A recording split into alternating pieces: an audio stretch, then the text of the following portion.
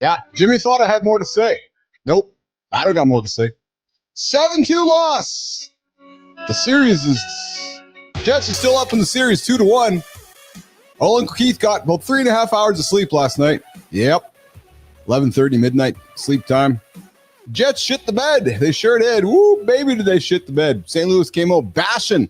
Jimmy, they came out bashing and banging and throwing bodies and targeting our star players. Next thing you know, before the game even started, a minute in the game, Jets were losing 1-0. Jets ended up losing 7-2.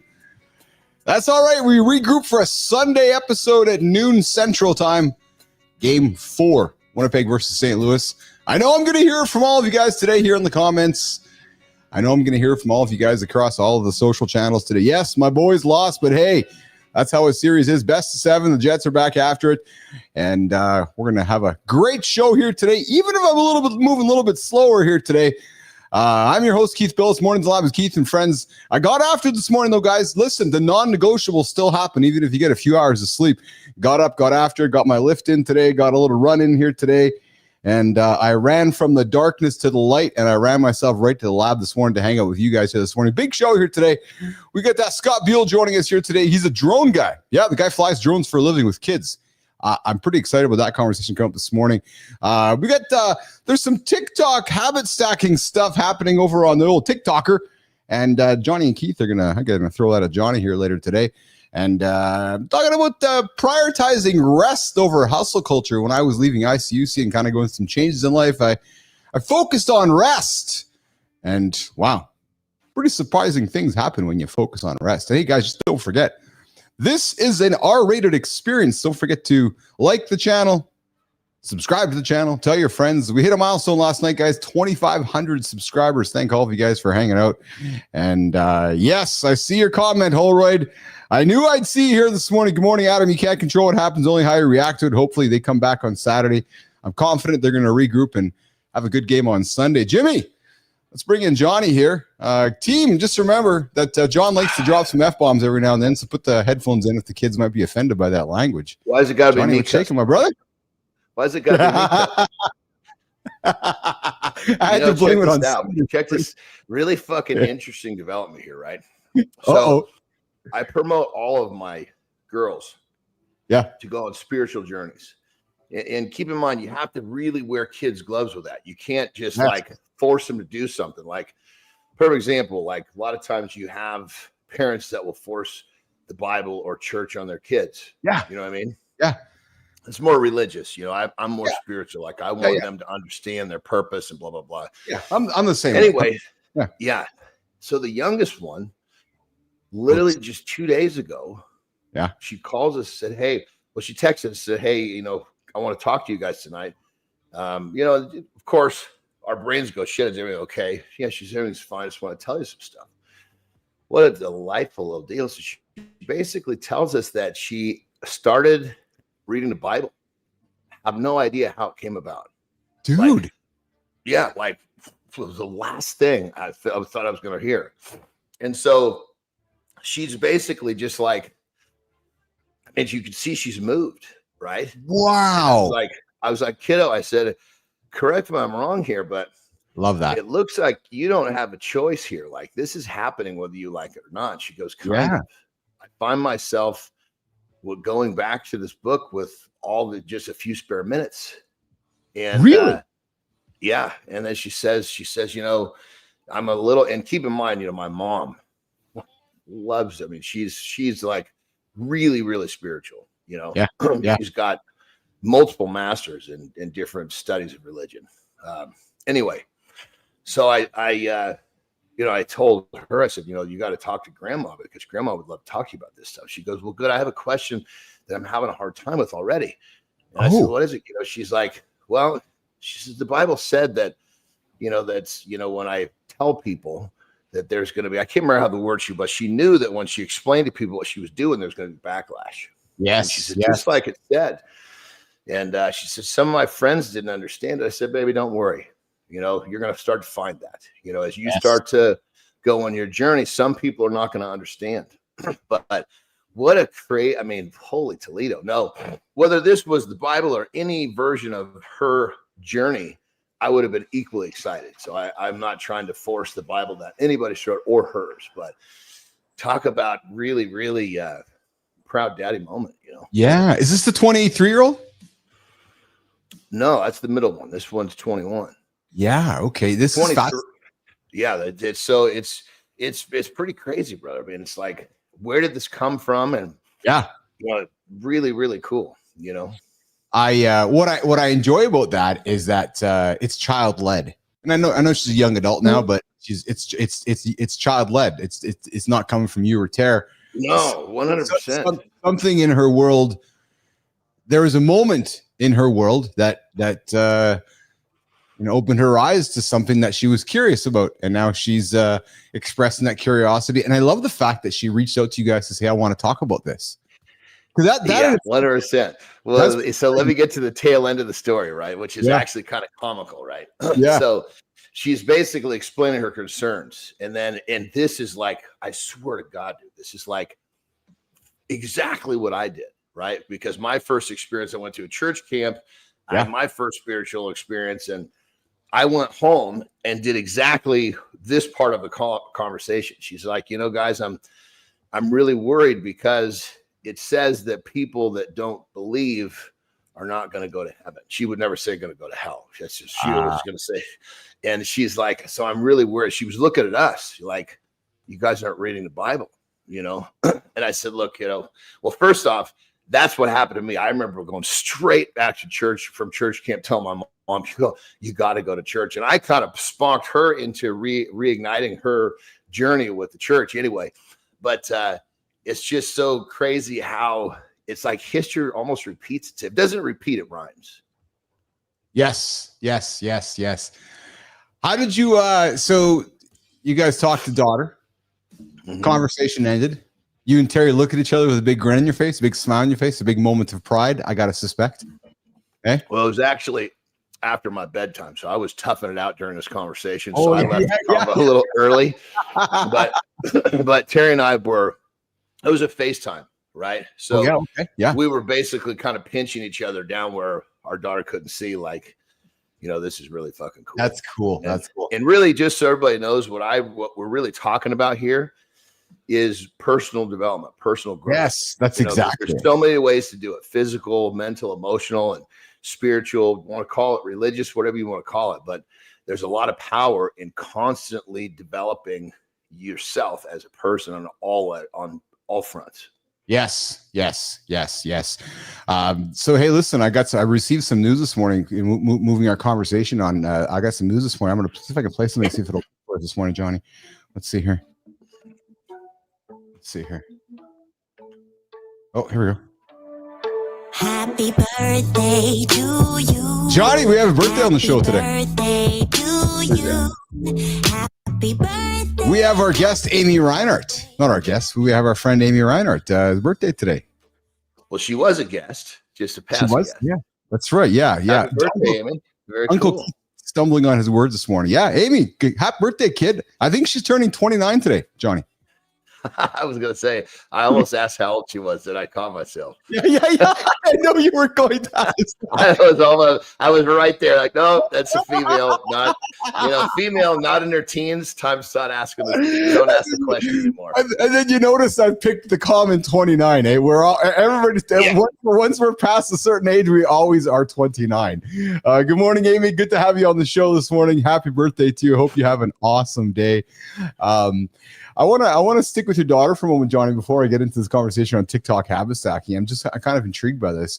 Do you think that this is a foundational decision for her, or is this a moment in time decision for her, or it actually doesn't matter what it is? It's just part of her journey, and the fact that she had the courage to go, hey, I think this is curious to me, and I think this might be pulling me in this direction. I want to go there. You know, that's a great question, and honestly, yeah, I'm going to go back to a saying that I say often. Yeah. Kids don't give a shit what you say. Yeah. They care what you do. They imitate you. The question is, are you given something great to imitate?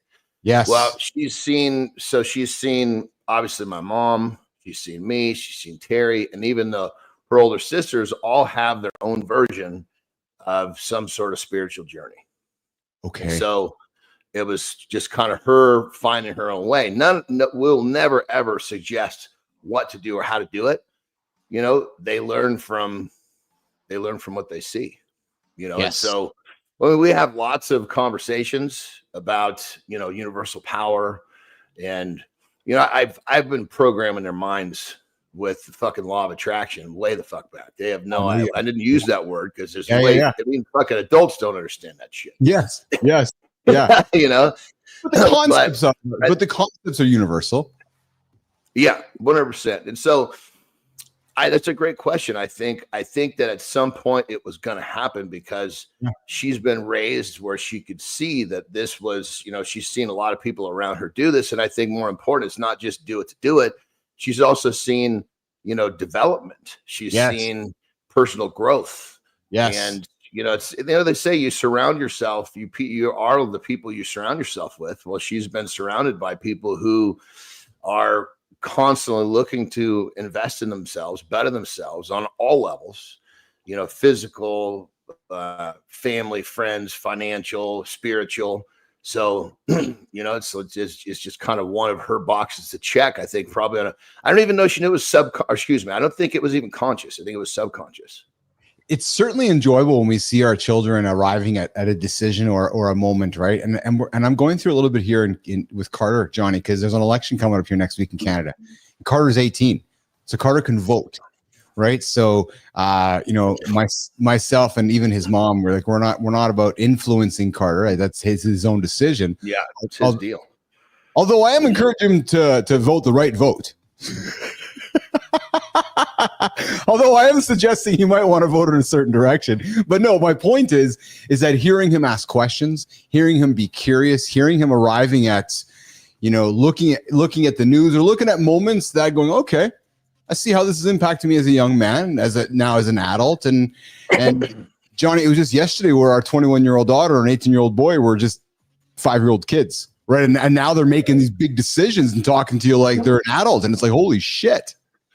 Yeah. Well, you know, speaking of which, you know, the middle daughter, you know, started talking about making adult decisions. She started her spiritual journey like before she was a teenager. Yeah. She was one of those really close with my mom, and she had a lot of trouble with friends, as I'd explained in past episodes. So spring break would come. She didn't even fucking nobody would hang out with her. So she would go stay a week with my mom. Yeah. Yeah. And they would have, you know, again, my mom doesn't push anything on anybody, but they would have lots of spiritual type conversations, universal type conversations, which just gets the juices turning, you know? Yeah. Even as an adult, you know, like now that was, you know, just a couple months ago, she came to me. She's like, you know, Dad, I really want to understand how to take and, you know, use my thoughts to rewire my neuroplasticity. She didn't use those words. I did. Yeah. But I explained to her, but she's already in that mode of recognizing that there's a much more peaceful path through this journey of life. Yeah. Hey, we got that Scott Buell joining us in the green room here, coming up here in a couple of moments after the accountability check-in. Keith and John here, Mornings Live with Keith and Friends. A little slower Friday. Uncle Keith's got 3 hours of sleep last night after the late Winnipeg Jets game. Hey, I told you guys this is the NHL edition of this next couple of weeks while my Jets are in the playoffs. We got our asses. Yeah, they lost, didn't they, brother? Oh, fuck, you're paying attention now, aren't you? Yeah. Well, no, because I was like last night, Taryn, I went to this. We went out to dinner with some friends, and it was a little live music, and it was a great little time we had. And they had a TV screen, and it was kept flashing different scores. I'm like, fuck, I think they lost. I just kept getting little glances of it. I'm like, he's gonna be all fucking twisted up in the morning. 7-2. Fuck, poor fucker. The game didn't start until my bedtime. The game started at 9 o'clock, Johnny. I'm like, I'm going to bed at this time. So the game starts at 9 and it didn't end until about midnight. And Carter left. I was like, oh my God. So I got my few hours of sleep in, but it's all good. I wasn't up that late. I was up a little bit past my bedtime because, you know, the parrot was having such a good time dancing. I just said, okay, just that's awesome. Roll with this. Yeah, she was having such a good time. Hey, before we bring Scott Buell in, dude, I found something that's going to be really good for you and I and all of our good TikTok friends. We always, you know, we joke about TikTok, a little different demographic on the TikTok side of things, but TikTok is catching up with Keith and Johnny. Yeah. Ever wish self-improvement felt as quick and addictive as scrolling TikTok? Well, today we're going to dive into the viral habit stacking wave. 500,000 posts strong, Johnny. where creators turn everyday routines into micro-disciplined flexes that level up lives. And guys, mastering habit stacking isn't just another productivity hack.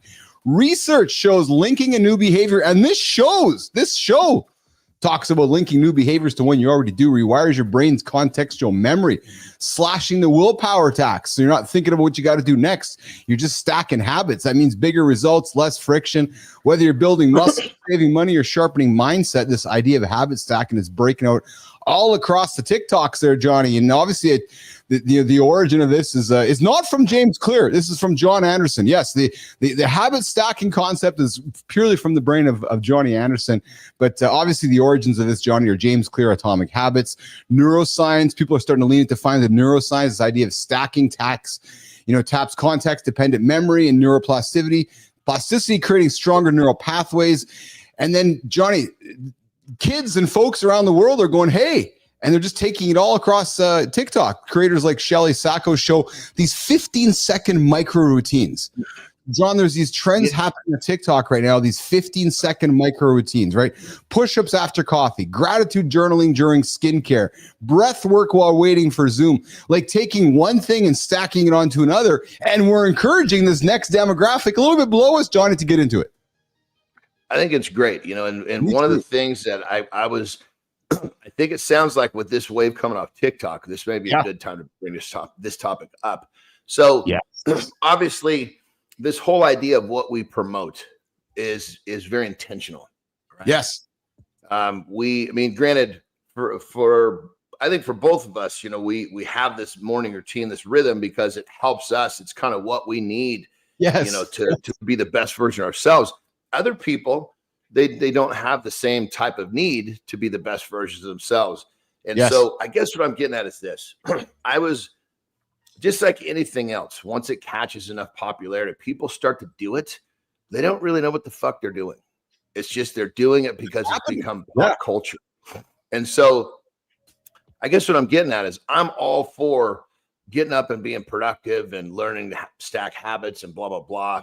But I guess the message is don't just fucking do it because you've seen it on social media. Do it because you actually have some sort of personal development wrapped into these patterns in the morning so you can actually get better. Like you see so many times where people do something just because everybody else is fucking doing it. They don't really even know why they're doing it. Yes. Yeah. I'm listen, when I found this, that's why I want to talk about it with you today, because if we can get, your middle daughter, and, I know your daughter's been taught by you, but if we can get a next generation of humans thinking about habit stacking, and I was talking about the Brookie last night, Johnny, I'm really teaching her this idea of get chores done after school, because she loves doing all her own things, and she's trying to grasp time. And she's like, why don't I have time to do my own things? I'm like, well, because you got to get your chores done first. Right. And I'm talking to her about, stack a habit, do this. And she's like, oh, right. So when you do this, then do this. And she's like, oh, right. So, and I love teaching that. The fact that TikTok is leaning into that, I think that's a great discussion to have. So I think so too. I think it's wonderful. I just want everybody to keep in mind that you got to make sure you got a purpose, and B, you're doing what you're doing with intention. Yes. Well, and Matthew Ruff, thanks for the comment, brother. I love your comment there. Intentionality is the key. Doesn't mean shit if you don't know what you're doing. That is so true. Yes. And it's fucking so true.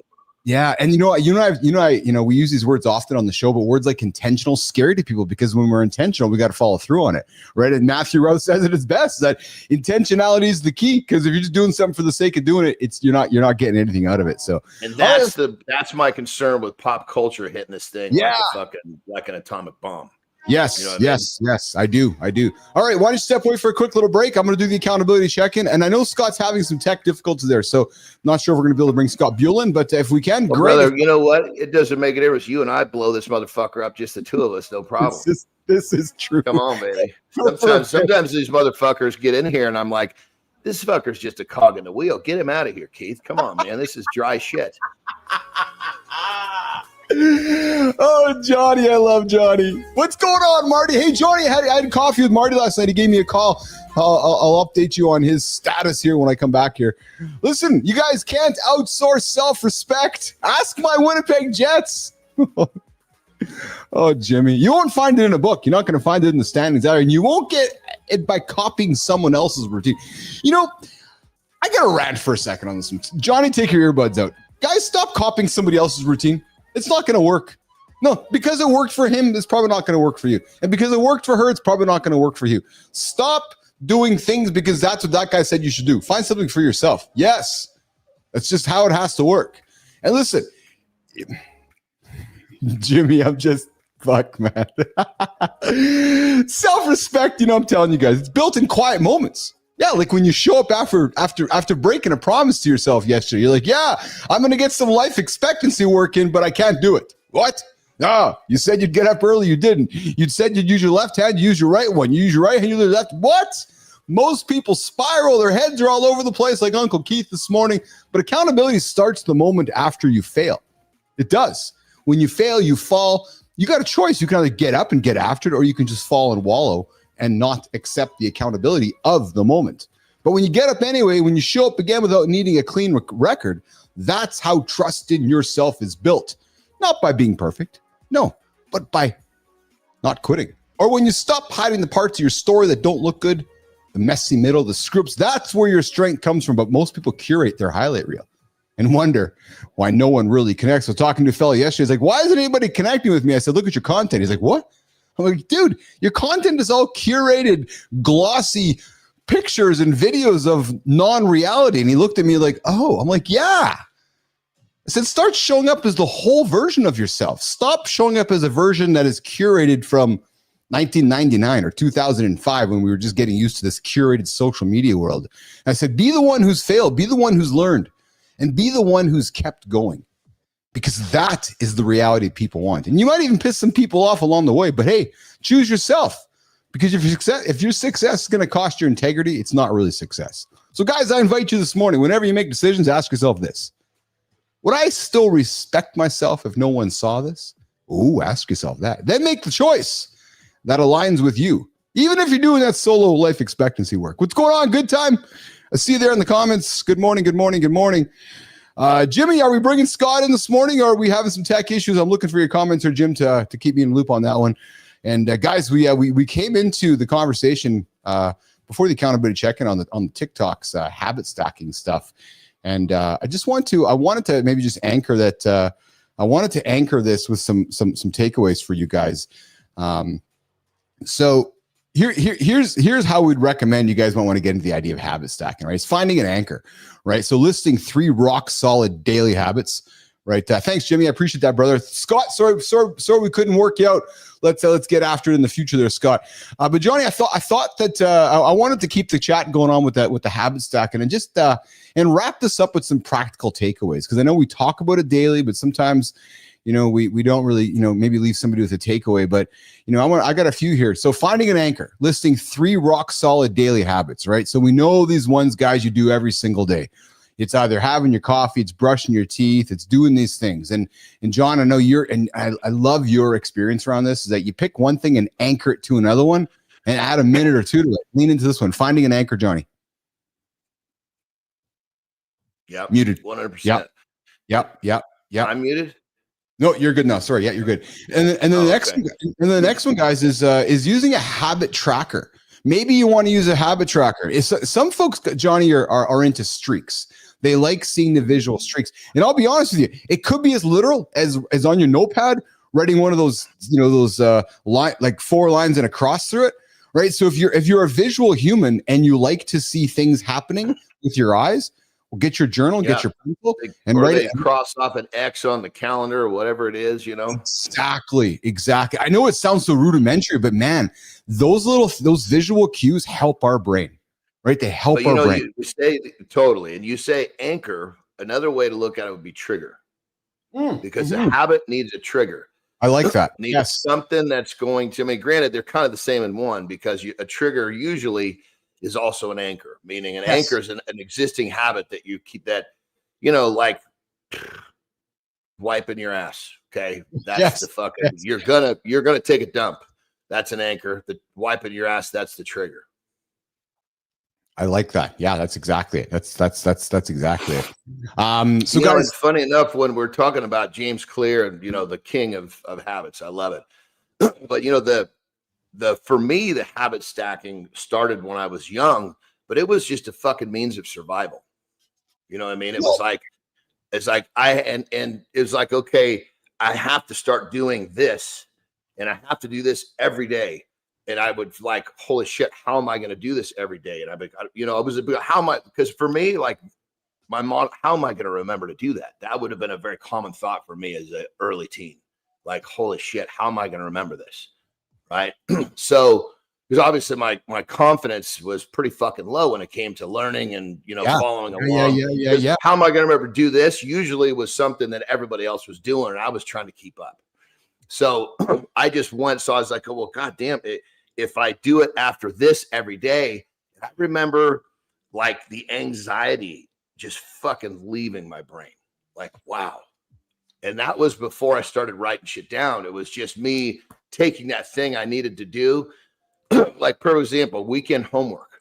Yes. Used to fuck me up, man. God yes. damn it. Yeah. Most kids, they do that on Sunday night. I never quite knew what trouble I was going to run into. So if I started that on Sunday night, I might have been up all night trying to get it done. Yes.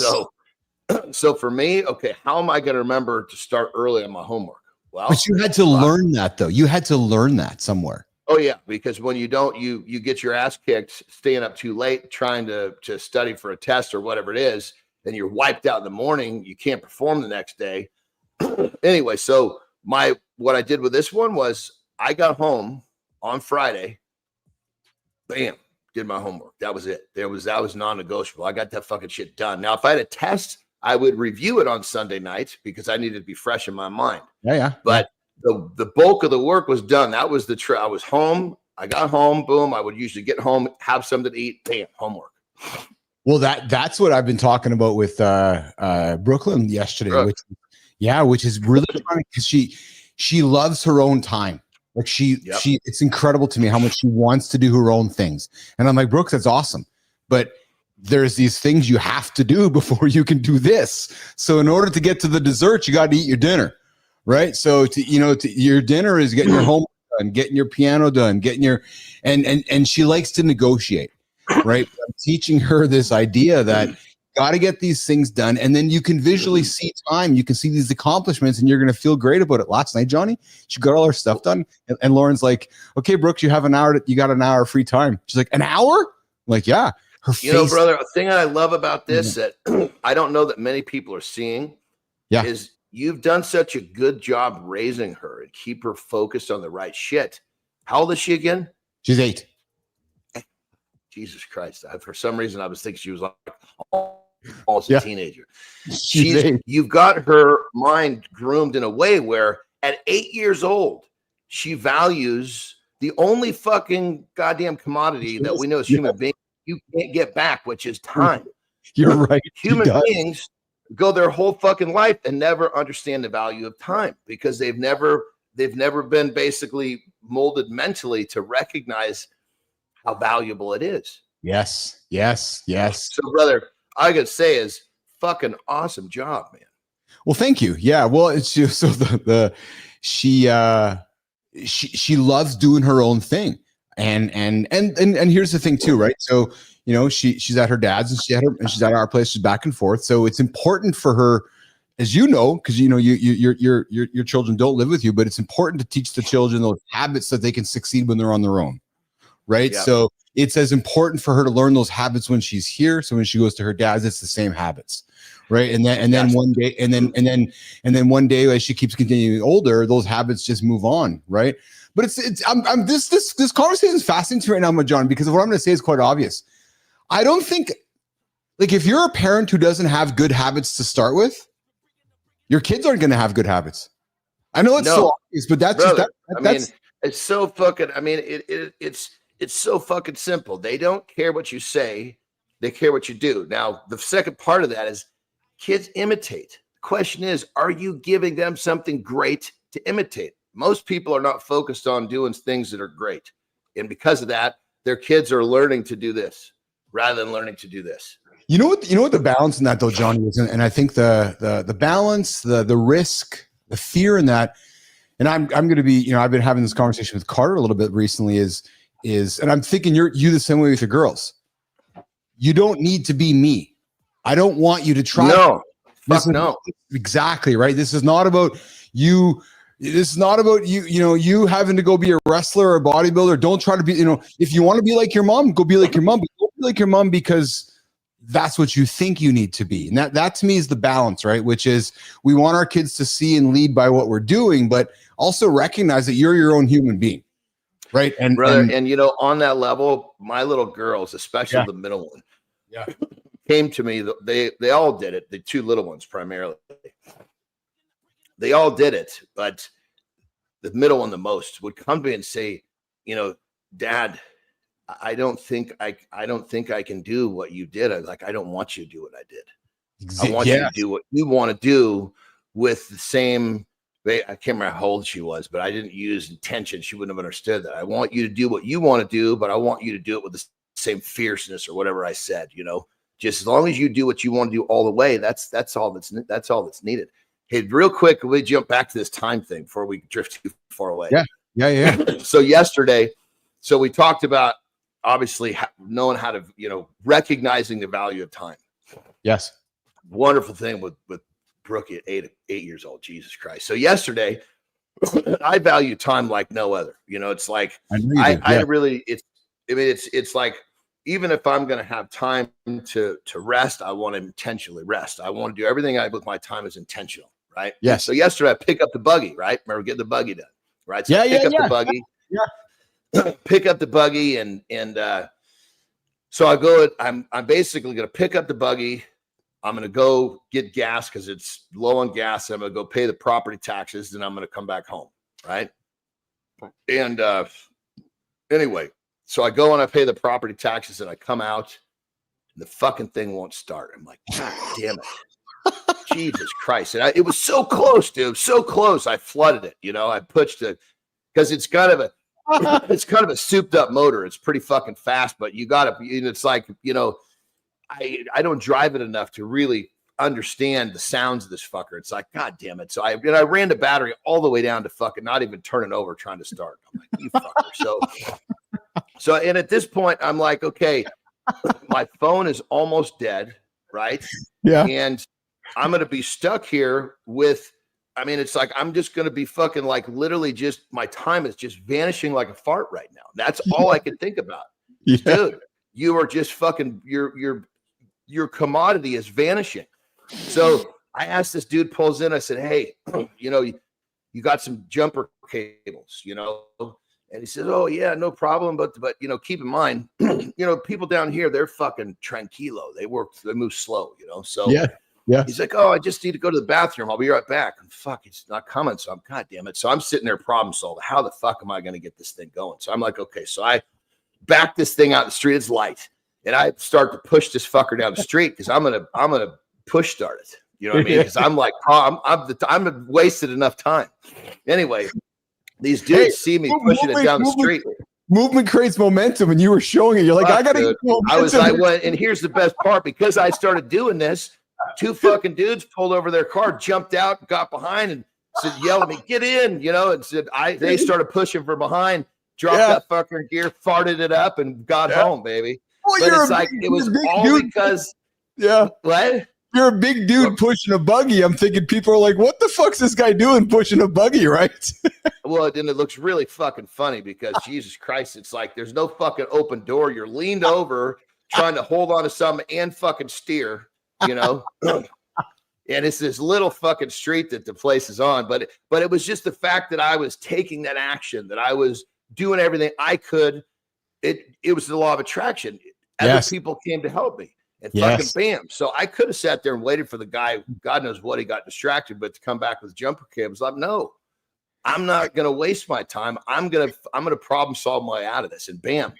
And it's just goes to show you when you recognize the one commodity you can't get back, you realize that, okay, maybe it wouldn't have worked when I was pushing a car down the street, but in my mind, I was doing everything I could to defend my time. And that was all I needed.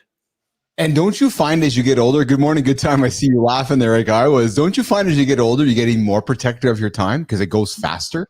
Dude, that's why yesterday I was fucking shitting my pants. And the funny thing was, it's not like I was late for something. No. That makes sense. It was just the fact that It was just the fact that if I didn't get this thing started, my phone was going to die. I was going to be fucking stranded there. I probably would have had to fucking walk to my brother's house, which is probably over a mile away. I didn't even know if he was home. I was calling him to come help me. He wasn't picking up the phone.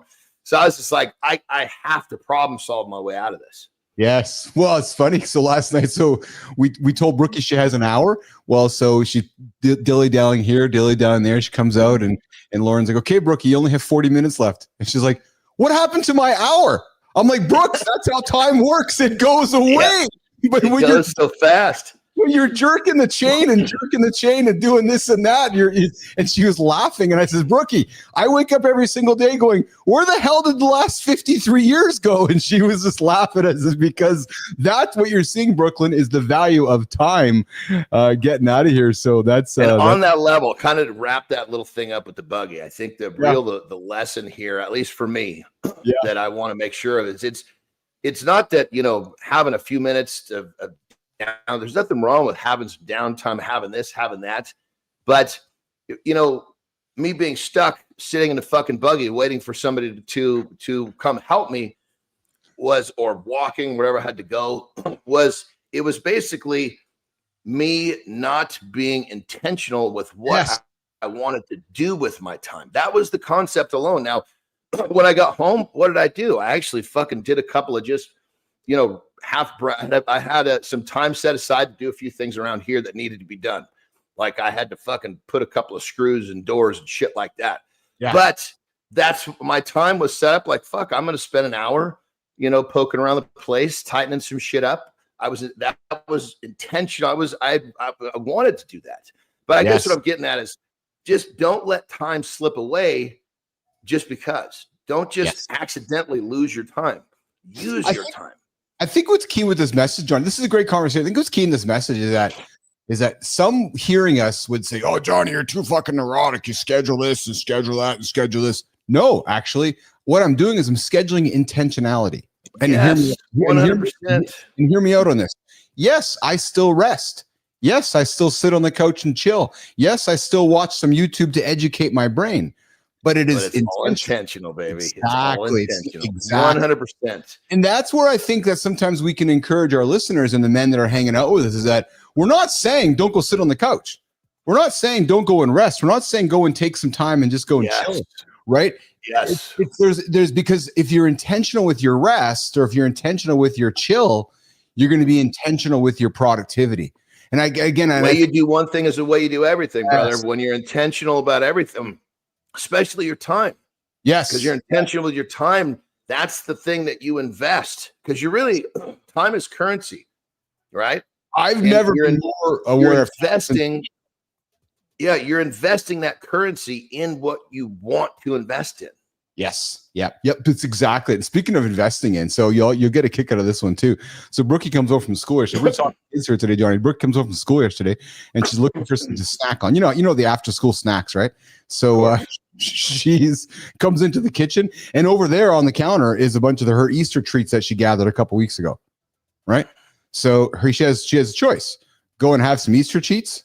She says to Lauren, "Hey, can I have some yellow bell peppers instead?" So we got an 8-year-old kid who's not choosing the chocolate. She went and crushed some yellow bell peppers instead of the chocolate. I love the fact that she went for yellow because my first thought was that candy had some crazy fucking color. So she took a color from Mother Nature instead of the fucking chocolate. Well, and it was funny because she knows that these food dyes affect her. So she's as neurotic as her mom. Yeah. She'll open up the ingredients and look at what's on the label. And she's like, I can't eat this because it's going to give me an outbreak. Well, brother, that's got the mindset. So fucking perfect because literally you said neurotic like her mom. I wouldn't use that adjective. No, that's totally. But you're having fun with it. But what I'm getting at is she's imitating. Well, she's learning. If you told her, hey, don't do this, that's great. But when she watches Lauren do it, now she's imitating. So Lauren's giving her something great to imitate. Well, what's really cool is that she was doing some, just like our kids write down things, like I want to do this and I want to do that. And she was writing down yesterday because I want to run a half marathon. What's what Lauren does, right? So it was really cool to see a bunch of the things that Brooklyn wrote down as a representation of her hero, her mom. That's pretty cool when your kids. That gets really cool when you see your kids start doing, doing these things without you as a parent as a prompt, right? Kid goes and yes, you know it's so good, and that's why it's so important that you live a certain way, parents.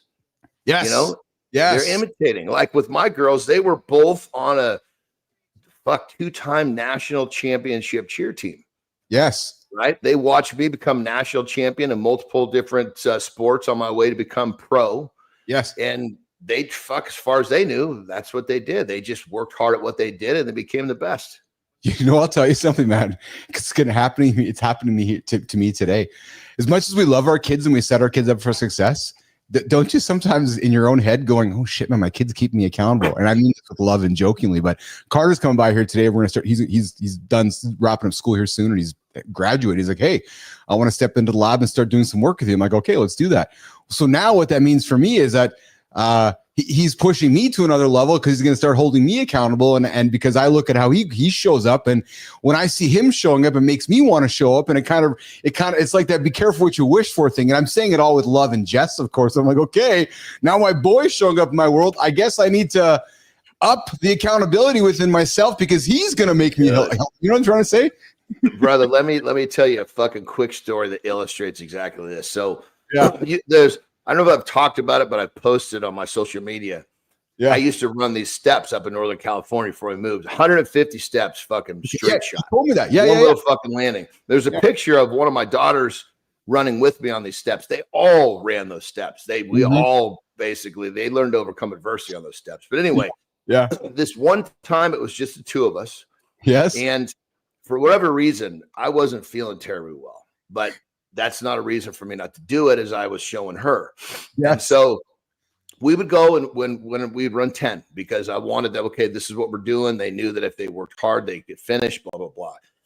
So she ends up, normally I would finish first, but she ends up finishing first by like 3 fucking reps because I'm off the side fucking heaving. Right. And yeah, fuck, dude. I mean, she's getting her reps in and I'm fucking throwing up. I'm like, God damn it. This fucking sucks. But, I'm watching her go and I'm like, this is great. So here's the fucking part. This was so amazing. Yes. So she finishes and she comes and, I think I got 2 more going because I'm throwing up, I'm running, and she just keeps going. She comes to me, Dad. She goes, Daddy, we're going to do the last 2 together. She did 2 more with me, basically, because she had seen me do that for them when they were hurting. Okay, I was done. Listen, we're going to do it together. And so she, in my time of not performing at my highest, because I wasn't feeling well, whether 9 or 10-year-old stepped forward and said, it's okay, Daddy, we're going to do it together. And that's the shit right there. But yet you in your own head in that private moment, you're like, okay, we're almost done here. We can get the hell out of here. And she comes over to you and you're like, okay, we're going to do a couple more. And you're like, well, I was going to finish no matter what, but what I was happy with, because it's not uncommon for us to get the 10 done. And I'd say, okay, the winners can do 1 more.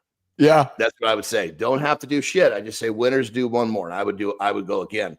I was very fucking glad we didn't finish the 2 to the 10. And I was thinking in my head, please, I don't want to hear her say the winners do 1 more right now.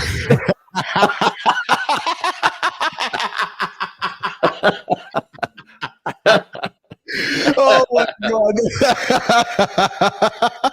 I'm telling you, man, we put on our superhero caps to be our kids, but as our kids get older, you're like, okay, I guess that's what we're doing now because the kid's holding me accountable. All right, Johnny, let's do a lifestyle with John Andersen, Jimmy. And then we're going to come back and keep the show rolling. I got something funny. This 45 minutes already burned by. Holy shit. We're just hanging out, man. It's a good Friday here. Jamming, baby. What's going on? Good time. My body doesn't keep up with my mind. So even more important as we get older. Yeah, I'm with you, man. It's there's some truth to that. There's some absolute truth to that. All right, lifestyle tip. We're going to come back. Johnny, I found somebody who's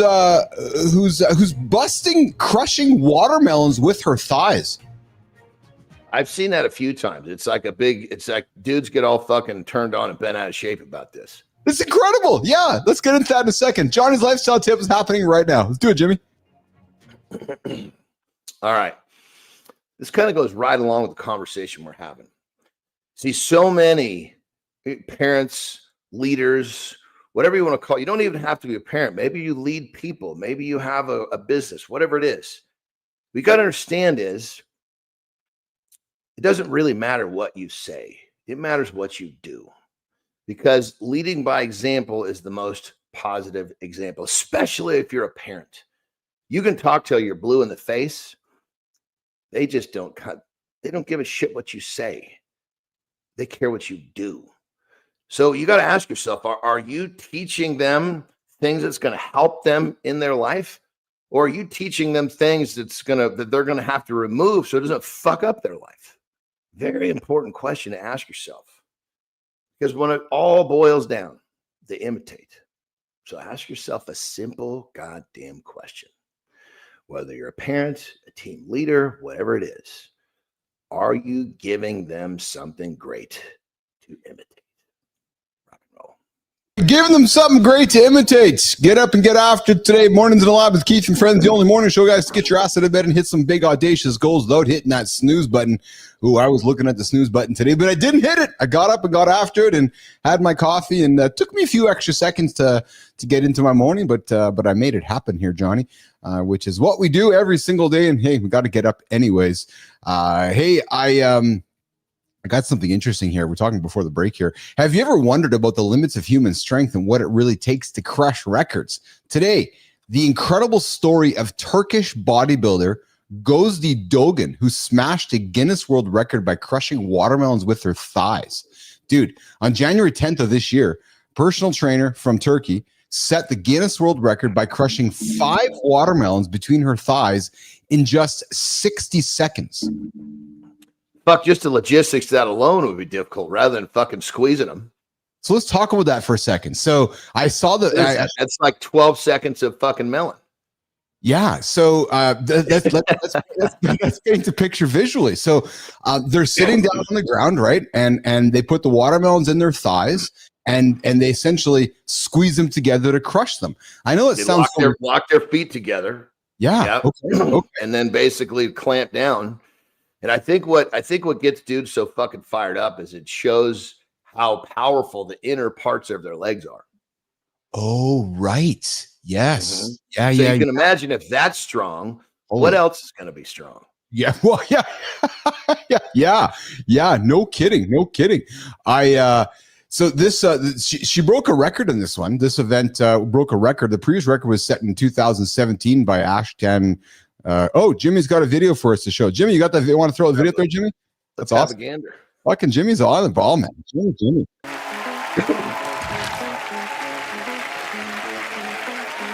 Yeah, look how fast she's got to move to stay on top of this pace. Oh, look, she's got to wipe out. She's got to wipe it so it's not slippery. She's got to wipe her legs back out after she does it. See that? Oh, yeah. That one was too stiff. See, that's why she let it go. Oh, really? Yeah. It's like fucking tearing phone books. 30 seconds. Sometimes you get one that's just really fucking tough. You don't know why, so you move on.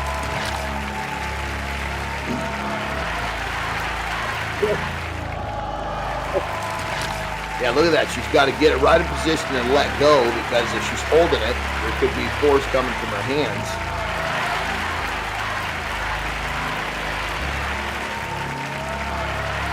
That towel's we got to be getting wet by now.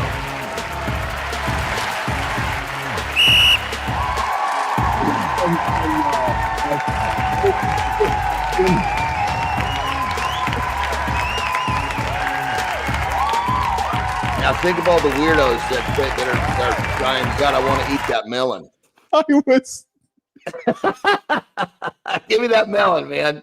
Give me that melon. Fucking weirdos, go get some at Safeway. Jesus Christ.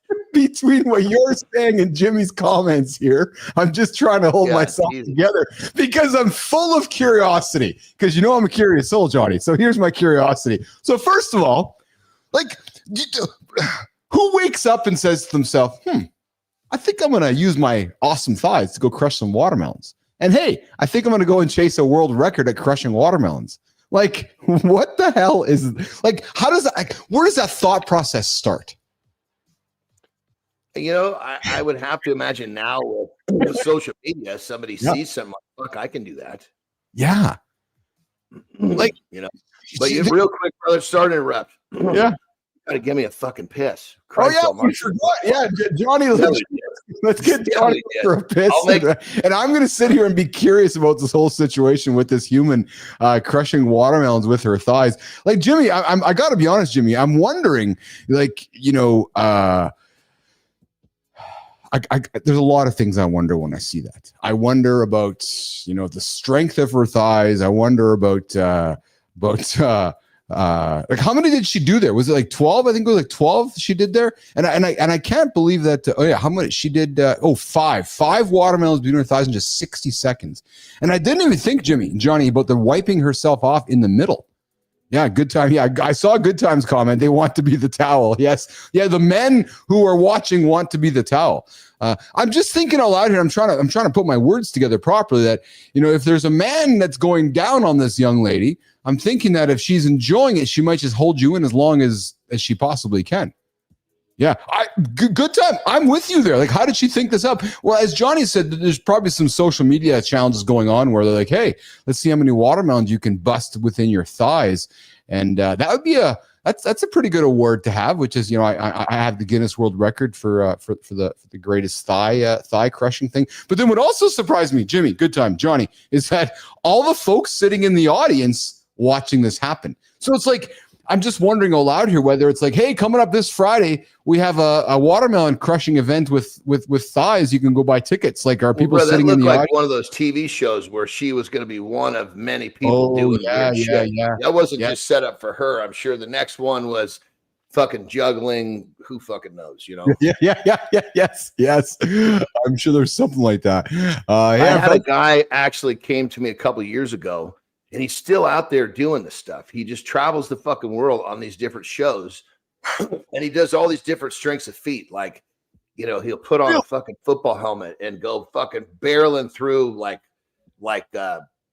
different layers of glass or ice. Like, just does fucking crazy shit. It's like, and he makes a fucking great living doing it.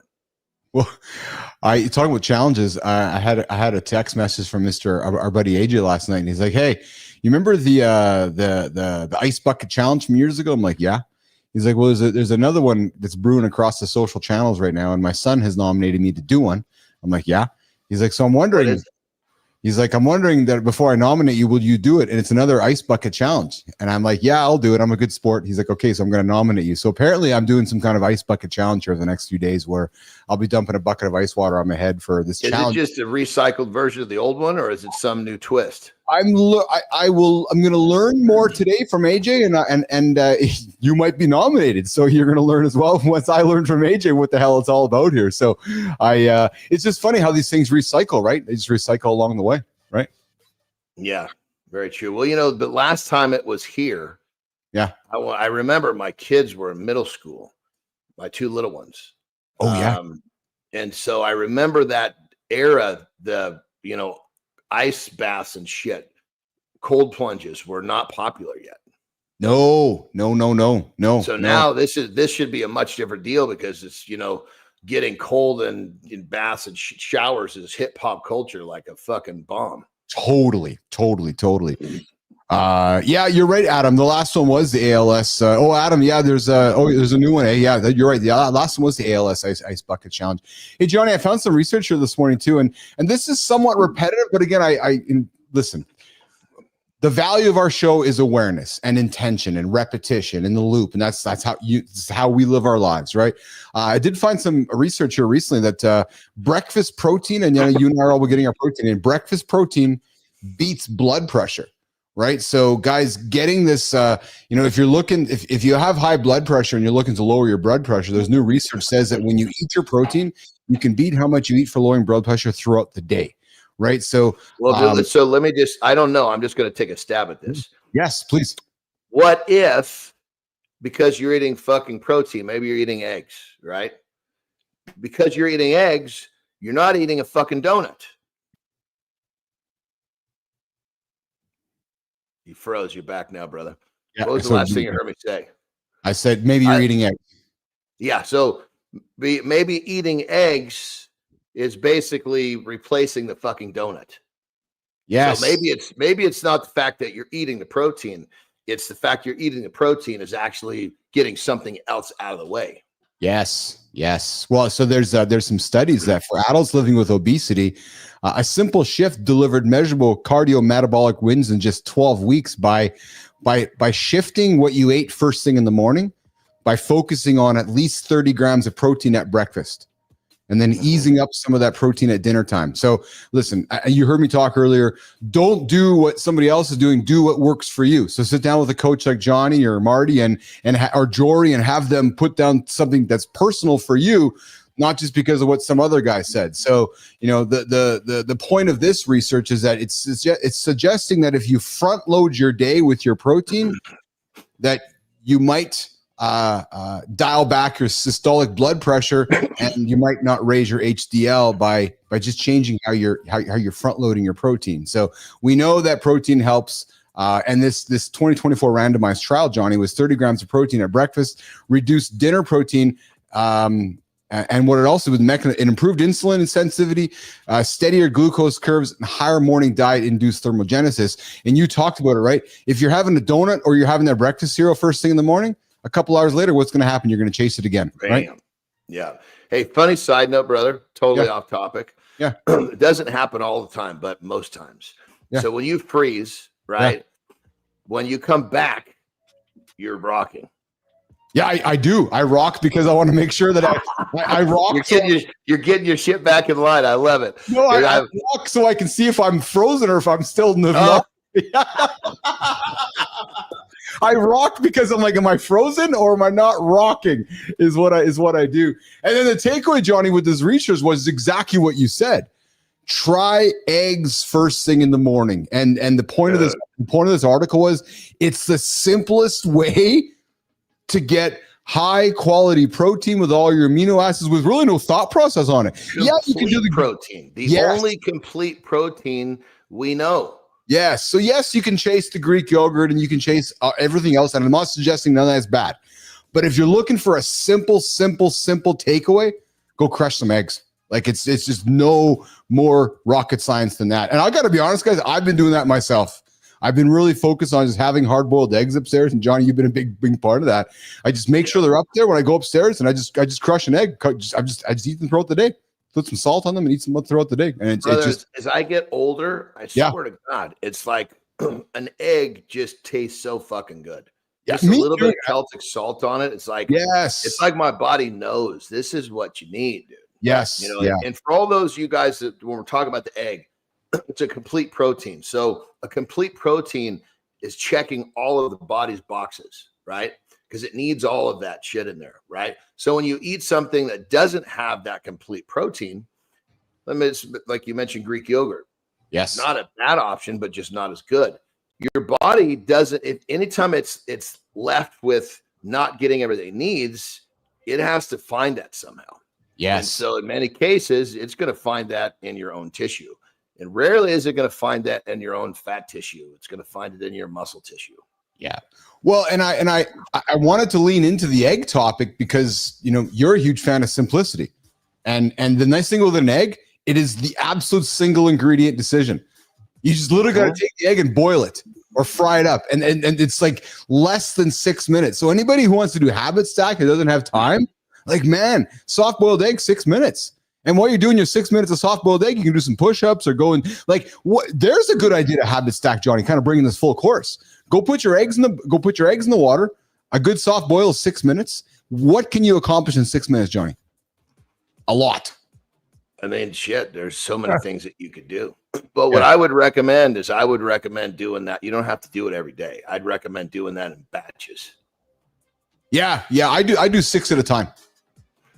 6, Jesus Christ. Get as many as you could fit in the pot, man. What are you using, a pot like this? Get yourself a pot. Well, there is some truth to that. I don't know why I don't boil 12 or so because I feel 6, man. It's like a down payment. Yeah, you eat multiple times. Yeah, I'm going to do food prep. It's going to last me like a day and a half.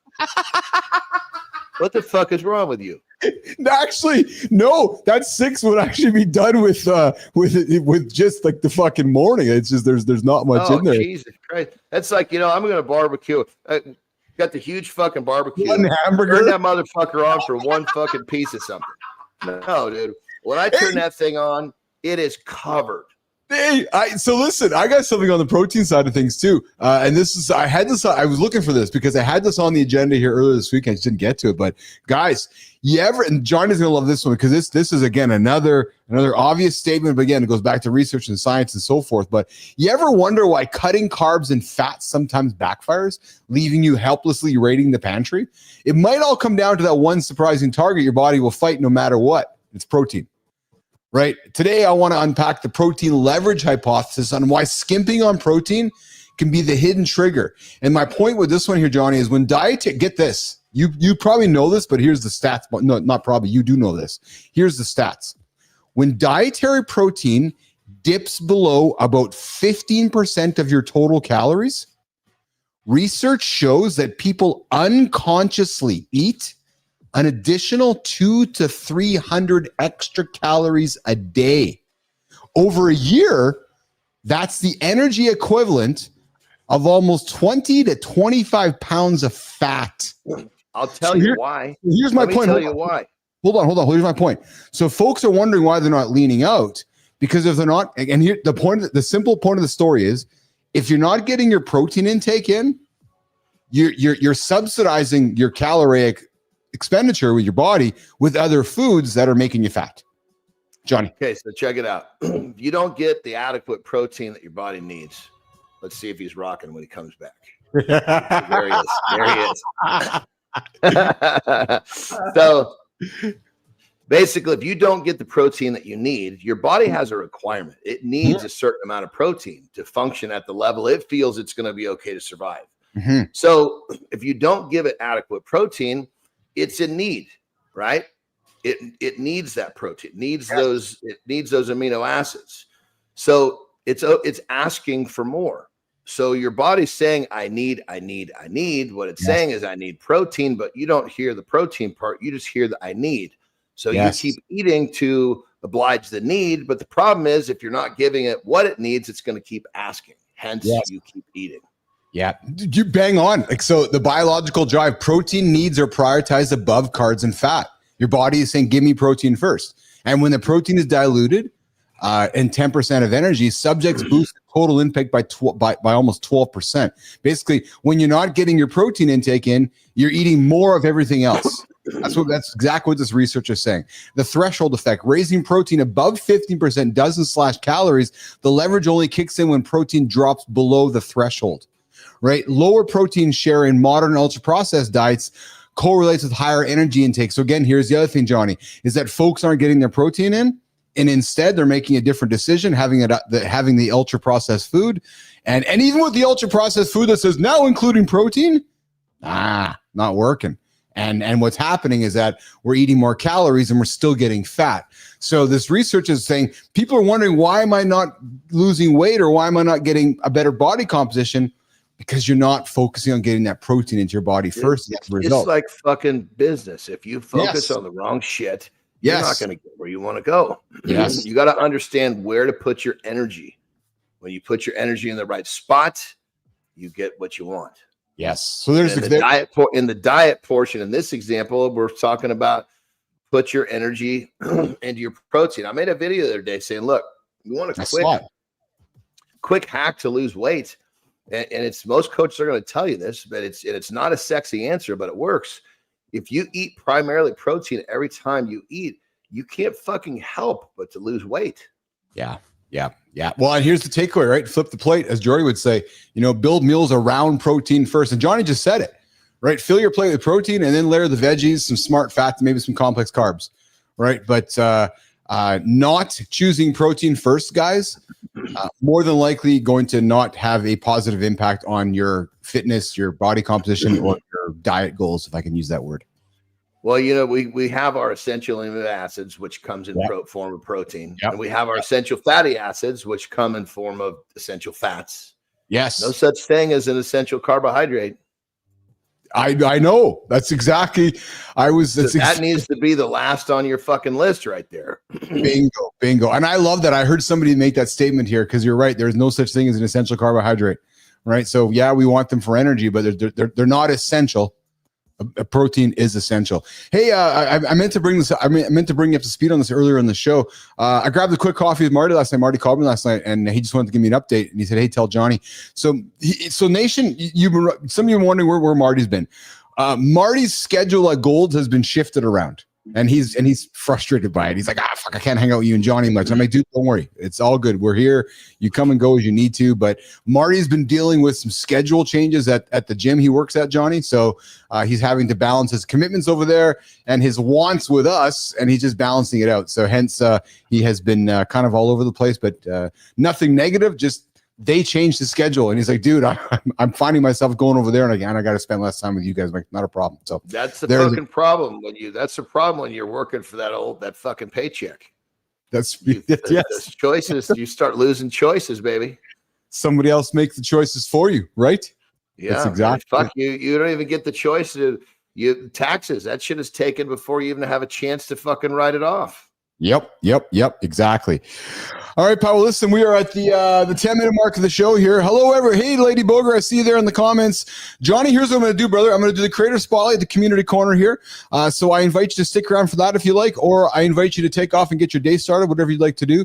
Jimmy and I are going to wrap up. We're going to do this community corner segment with, we got 2 creators to celebrate, and then we're going to wrap the show up today on a Friday, do a little bit earlier today. And Johnny, for Monday's show, I'm actually looking at you for Monday's show. It is what day is Monday? Mondays. So this is a topic I'm going to get into with you on Monday.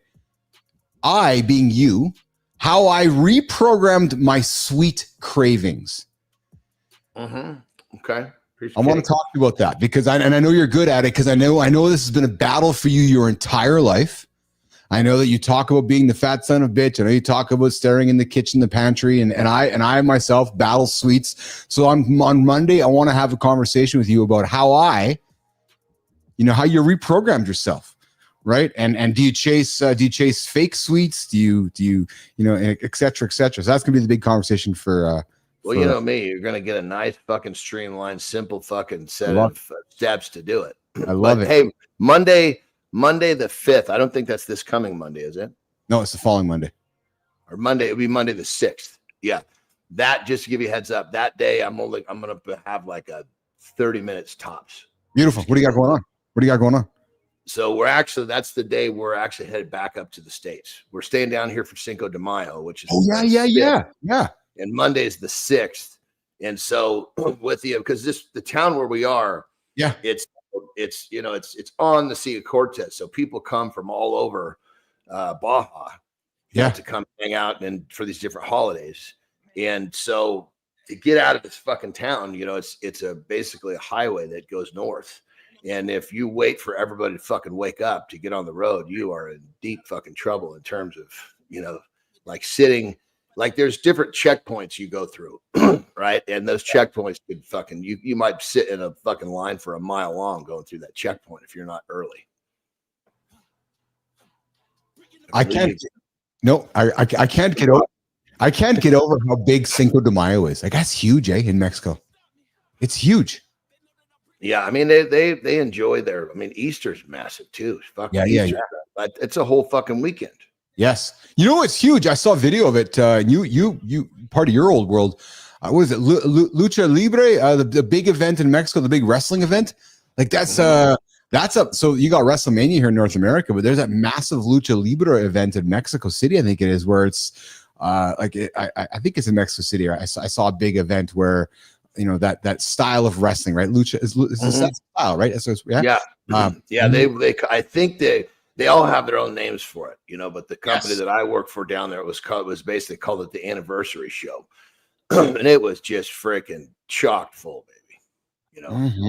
And keep in mind, it's a different, like in America, when all of the seats are gone, they stop selling tickets.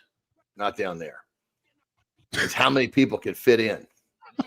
It's like an elevator. We're not looking at the limit of how many people. If somebody else could fit in the door closed, come on in. Yeah. What fire restrictions? What building restrictions? No, we can fit more people in here, right? Yeah. I mean, they turned like a 20,000 seat place into like a at 25 pretty easily. Yeah. You been to Mexico City before? Yeah, that's where that was the so when I was wrestling, New Japan and CMLL, they're basically sister companies. So you bounce back and forth. Okay. Yeah, so I mean, dude, they love it down there. I mean, so there's a place called Arena Mexico. That's the stadium I'm talking about, right in Mexico City. So I was there a ton.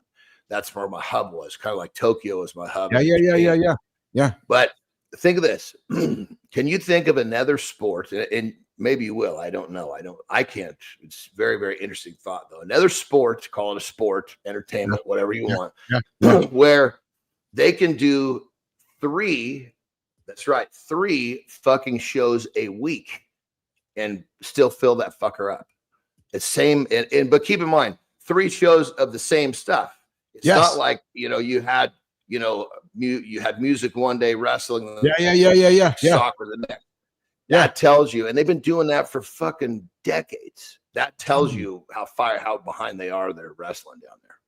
Wow. I couldn't get over the population when I saw Mexico City. I could not get over the amount of people in Mexico City when I was there. I was there like 25 million people there. When I flew over Mexico City and landed at the airport and just darted in for a day there, I was, I've been to some big cities in the world. I had never been to my whole entire lifetime, never been to a city with that density of human beings in one spot. And when you fly over Mexico City and you see that density below you, blew me away, man. Just blows me away. Tokyo is very similar in terms of a lot of people. And, I bet. You got like, there's a few that's like, but see, here's the difference is that, Mexico City is fucking spread out. It's fucking big and it's still dense. As to where like Tokyo or San Francisco, they're pretty fucking small to get that same density. Yes, yeah. Well, that's the thing that strikes you if you ever spend any time in New York City.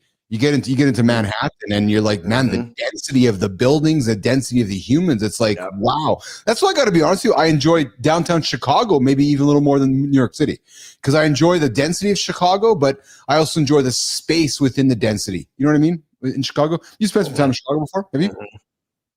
Yeah, a little bit. Yeah. No, it's pretty crazy. You got some of these different, and keep in mind in Mexico City, like if you're not used to driving down there, like I would never drive.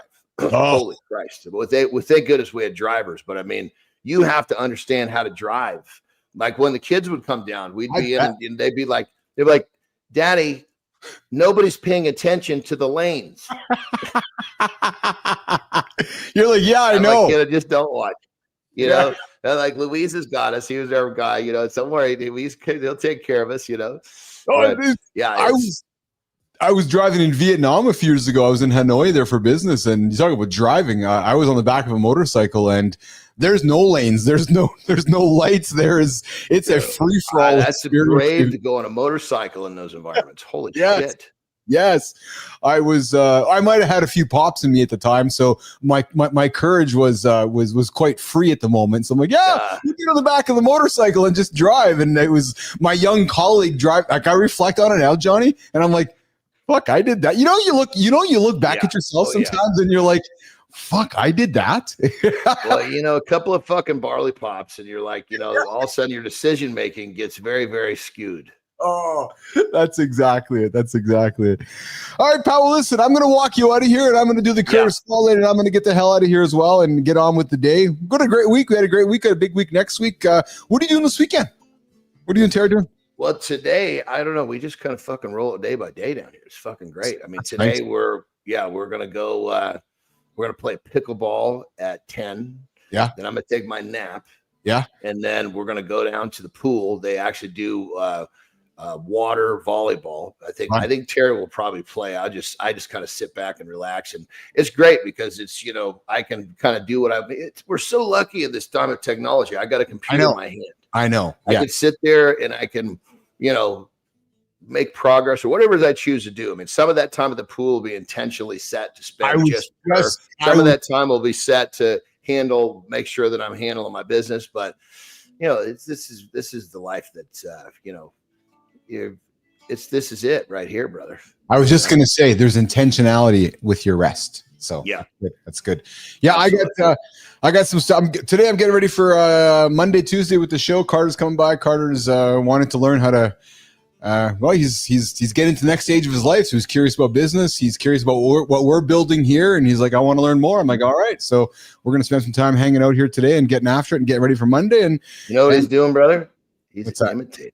He's imitating. Exactly it. Yeah, I love it. I love it. Well, dude, I'll be imitating him too. Our kids hold us accountable, right? Our kids make us better, right? So I'm going to have to lift my game today because he's going to be here expecting me to be on my game. So I'm like, I guess I'll lift my game here today. So, that's an interesting point real quick before I go. Is, we want our kids to be proud of us. Yes. Right? Yes. But when it comes down to it, like I've told my kids on multiple occasions, I want you to be proud of me as much as you want me to be proud of you. Yes. Right.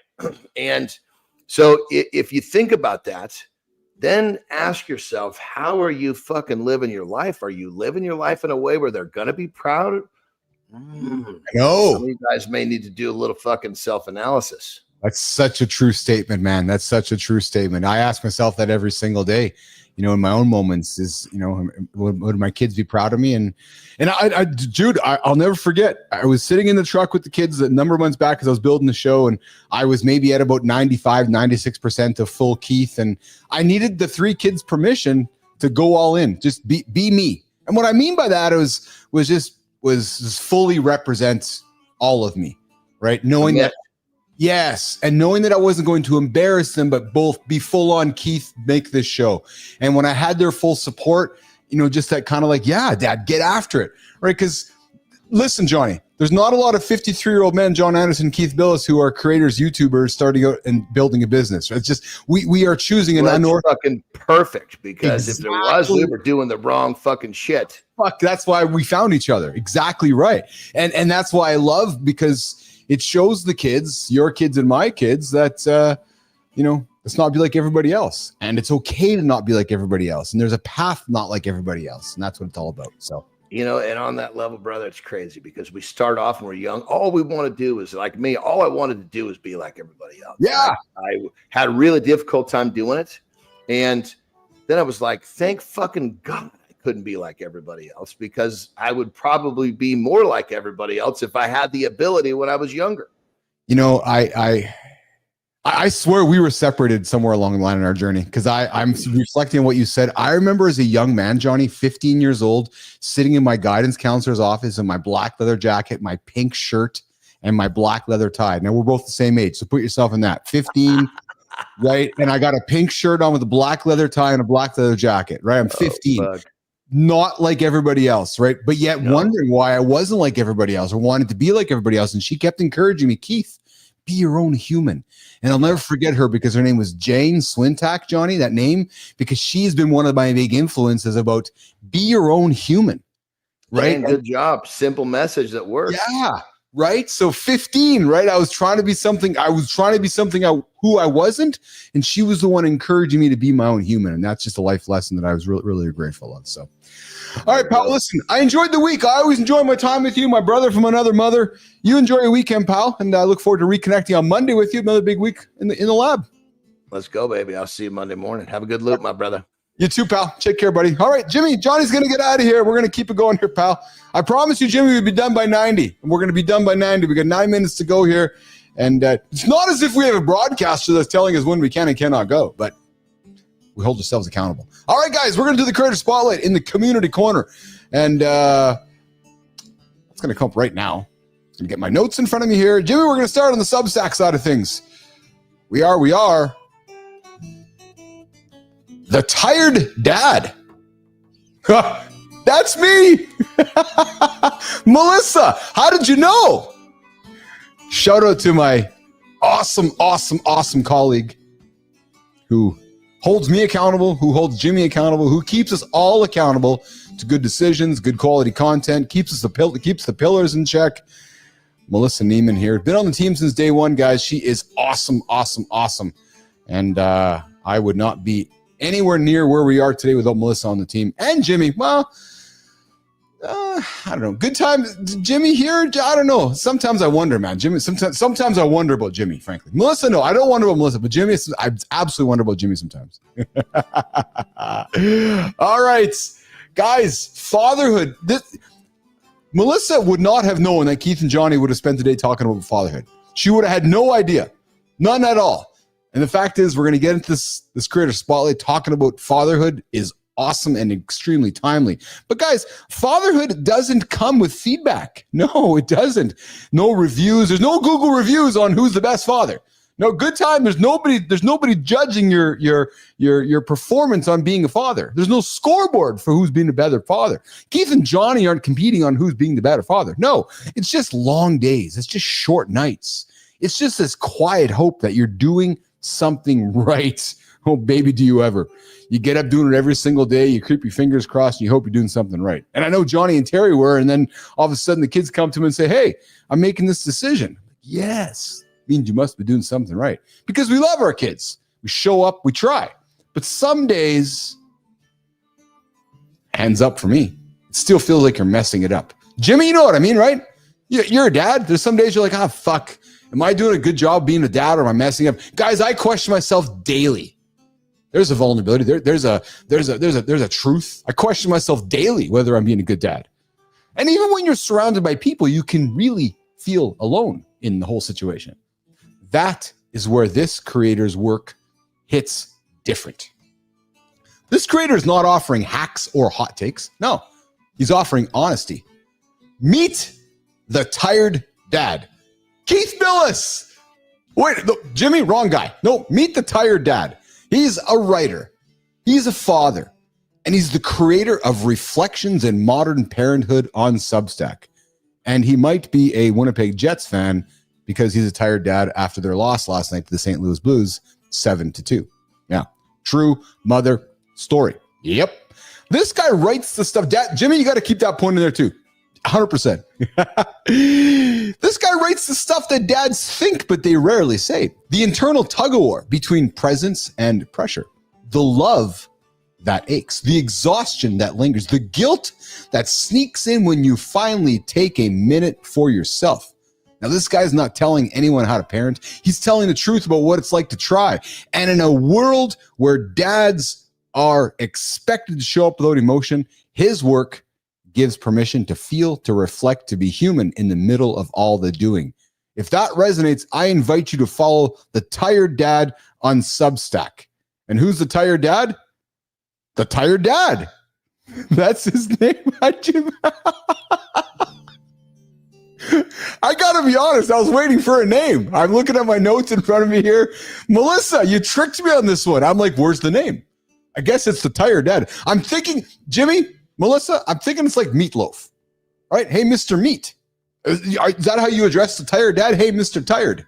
Do you think the kid's like, hey, Tired? Or is it Dad? I'm just wondering. Is that the last name's Dad, the first name Tired? I don't know. But there's the Tired Dad on the screen. Hey, Tired Dad, we'd love to have you on the show to wake you up. There's a good joke for everybody. The Tired Dad, would love to have you on the show to tell your story. We'd love to meet you and Tired. Jimmy, I'm referring to him as Tired, like meat. Mr. Tired, Mr. Meat, Mr. Loaf, Mr. Dad. I'd love to give the Mornings in the Lab light to you so you can reflect that light on somebody in your world and celebrate them with us on Mornings in the Lab, the community corner, every day, 9:30 Eastern time, right here on Mornings in the Lab with Keith and Friends. The only morning show to help you guys get up and get after it every day on LinkedIn, YouTube, and X. Yep, LinkedIn, YouTube, and X. Okay, Jim, I got the next one coming up here. This one comes to us from the other platform we like to live on, spend a lot of time on. We spend a lot of time on this next platform. We all know the next one. Yep, LinkedIn. Melissa said she doesn't know the Tired Dad's name clearly, or else you guys would have told me. I'm just thinking you would have told me. Yep. All right, the next one. We got somebody coming to us from LinkedIn. And anybody growing up with an Iron Maiden? Anybody growing up with Iron Maiden is going to relate to what I'm saying next. I like the Iron Maiden. Run to the hills. You guys know that song? Yeah, I know that song. Jimmy, you know that song? Run to the hills? I know Jimmy would for sure here. I'm sorry, I know Johnny would. But guys, listen, in healthcare, trust takes time. If you're in Canada, healthcare takes fucking years and years, never mind trust. If you're in Canada, healthcare doesn't even exist. No, it doesn't exist. No, our government has spent all the money. Wait a minute. Did I just say our government? I mean the government running our country for the last 10 years? The government that I hope does not run the country for the next. I'm not saying how I'm voting. I would never publicly state that I'm voting blue or red, although you guys would know me well enough to know that I like to make money, but I like humans. So I'm thinking that you might think that I'm leaning towards voting a certain way. Yeah, I'm voting towards a certain way of In healthcare, trust takes time. In Canada, healthcare takes forever. You don't build it with buzzwords. You build it by showing up, listening, and delivering. Hey, Jimmy, could somebody give our politicians these notes? This creator has done that for over 25 years. This creator's worked across ortho, neuro, regenerative, and sports medicine, always focused on impact. Impact, baby. Patient outcomes and long-term partnerships.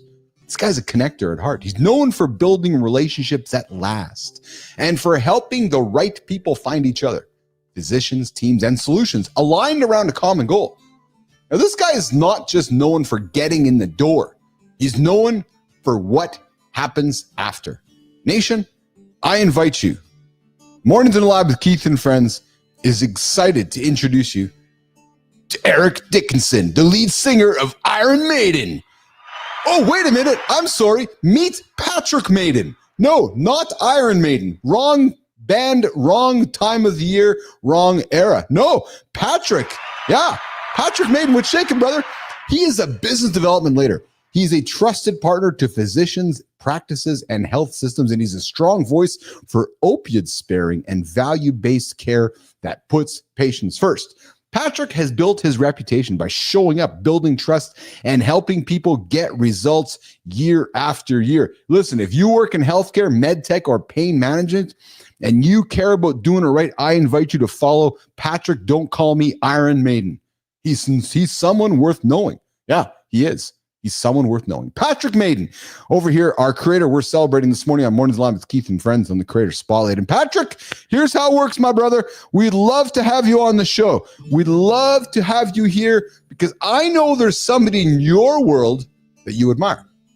I know there's somebody in your world who you would love to celebrate like we're celebrating you. So I invite you to the lab with me. I'm going to hand you the light, and we're going to celebrate somebody in your world for the Community Corner, the Creator Spotlight.